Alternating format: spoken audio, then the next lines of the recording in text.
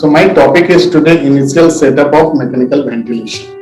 It is something like a IPL match. If your start is good, you are not struggling throughout the match. But if your start is mess up, your start is not good, then you are struggling throughout the innings. So start is very important. As our previous speaker has highlighted different modes, different settings and different patterns. I will not go into the detail of that. I will focus my talk on what should be the initial setting during the invasive ventilation.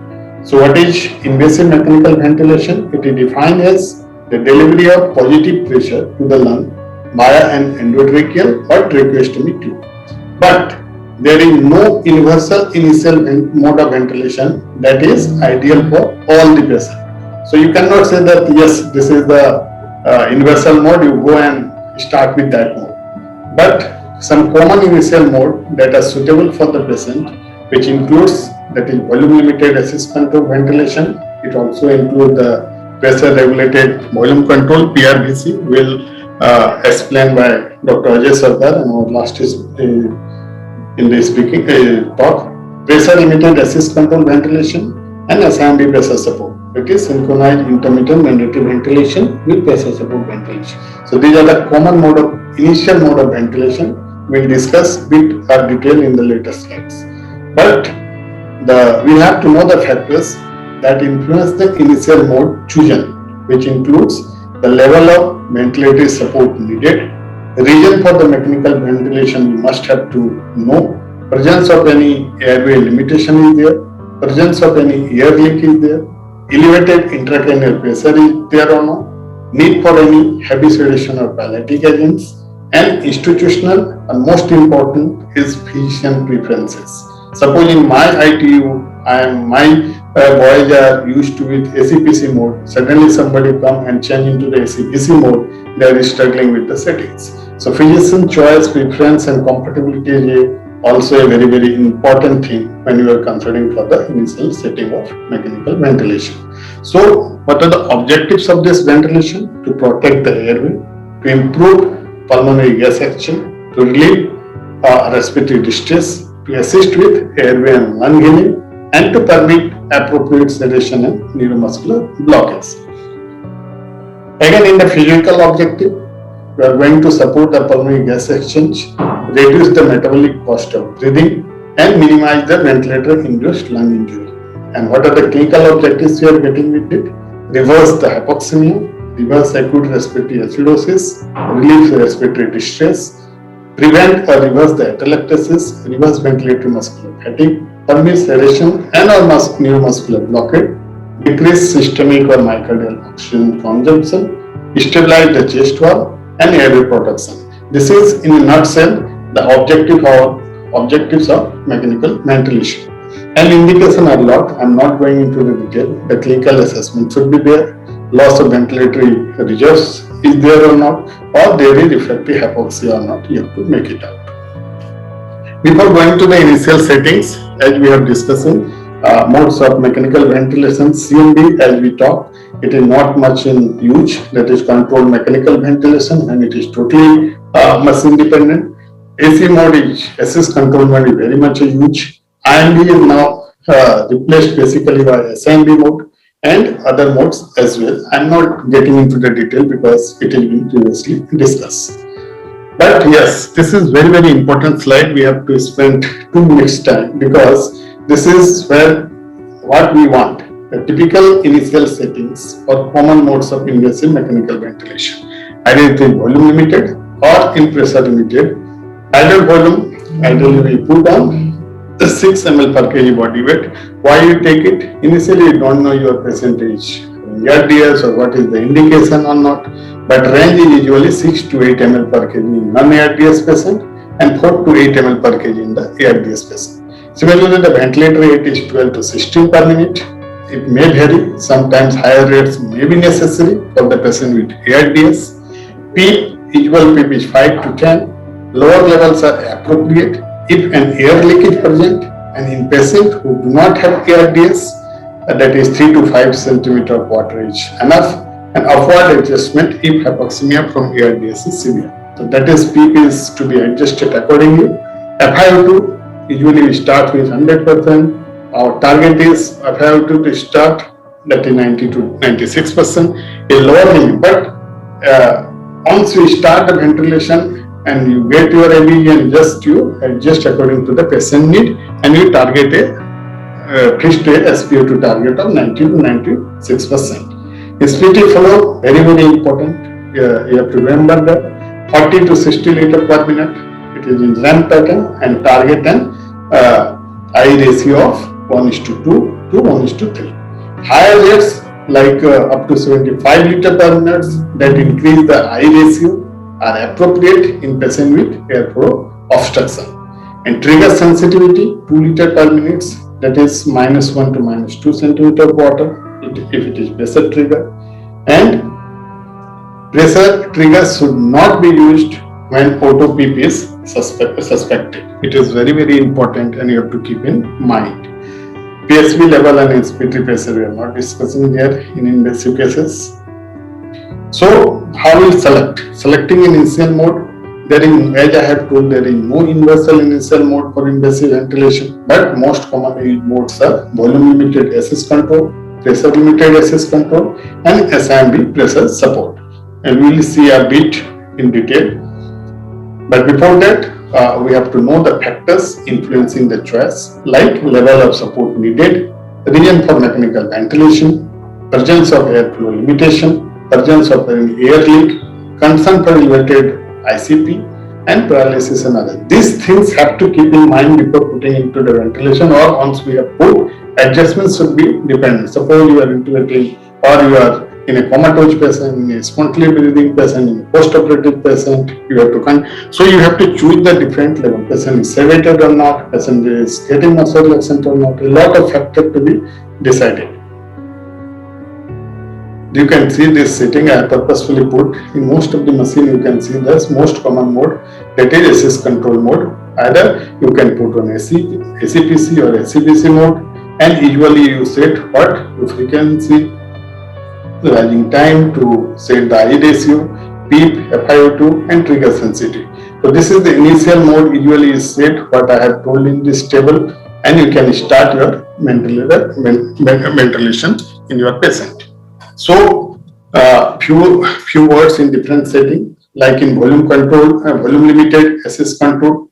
Tidal volume, as we discussed, we usually start with 6 ml per kg body weight, and who do not have the ARDS, we can increase up to 6 to 8 ml per kg body weight.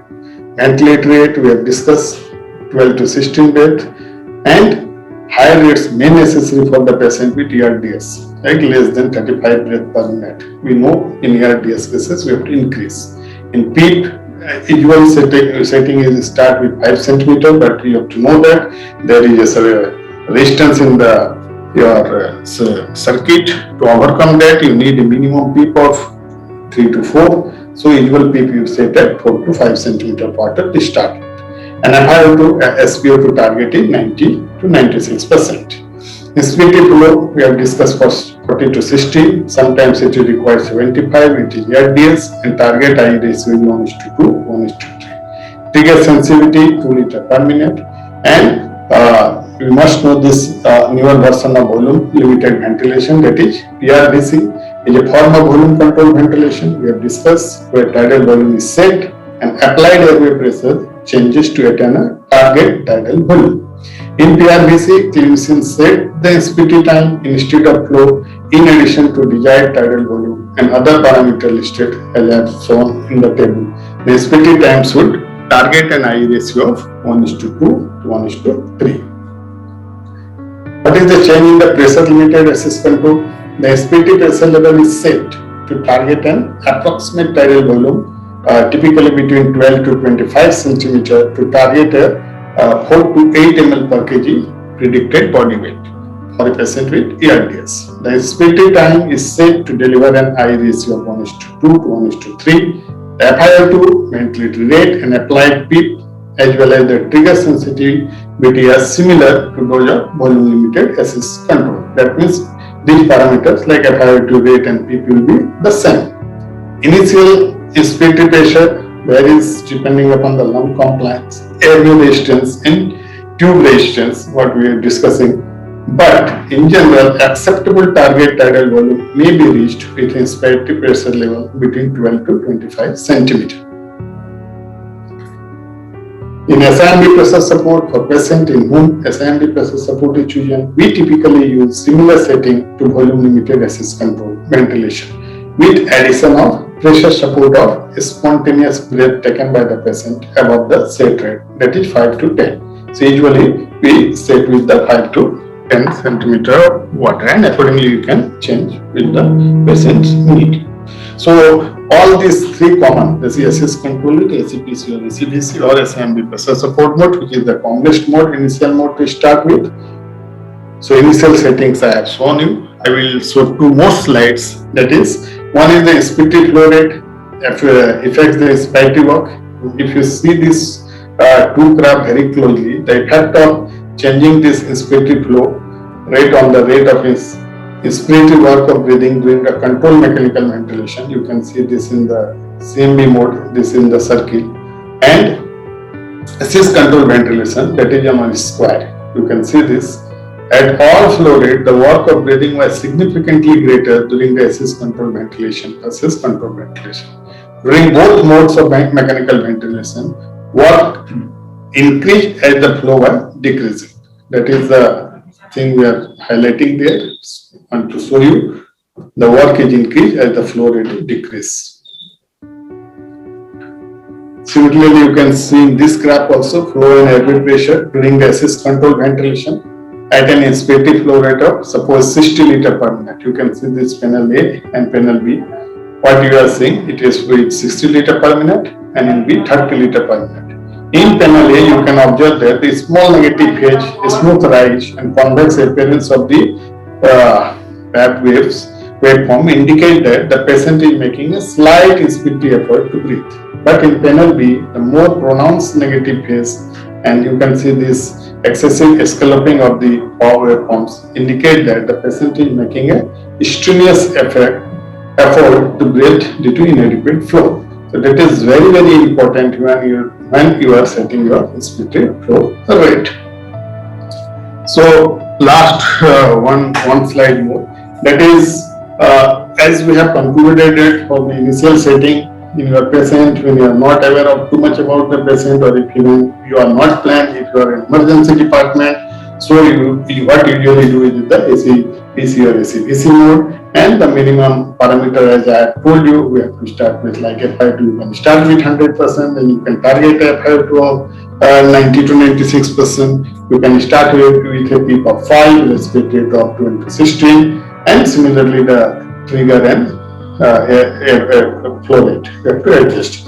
But you don't have to miss this general care. When you have started, initial setup and started, you must have to maintain the proper sedation, analgesia, or sometimes patient in delirium. That part has to be taken care of. As our previous speaker has highlighted in the monitoring, hemodynamic monitoring is something which should be monitored very closely in your ventilated patient, because patient is unable to talk, unable to say you, unable to complain you. So you have to see the monitor and you have to judge the condition. Suppose your patient in pain, he is unable to tell you. You have to monitor the things and you have to score the pain score, you have to give the sedation. So these are some very important things when you are starting ventilatory setup on the initial hours. Nutritional support to be taken care of. If you have to give some extra calorie to your patient, glucose control, glycemic control should be addressed. Measure to prevent the ventilator associated pneumonia. So BAP bundle should be initiated very early. Once we have starting the ventilation, BAP bundle should be in your mind. Venous thromboprophylaxis should be there. Gastrointestinal prophylaxis, because whenever you are restarting this ventilation, there is a hemodynamic change. There is decreased venous return, decreased cardiac output. So GI prophylaxis is necessary, thromboembolic prophylaxis is necessary, and you must have a very good venous and arterial access as well in critically ill patient, as well as temperature management is very, very important. So that is from my part. Thank you, Dr. Asif, and I think I have convey my message in a limited version that how we start our initial ventilator setup when you are in critical care area or in emergency department.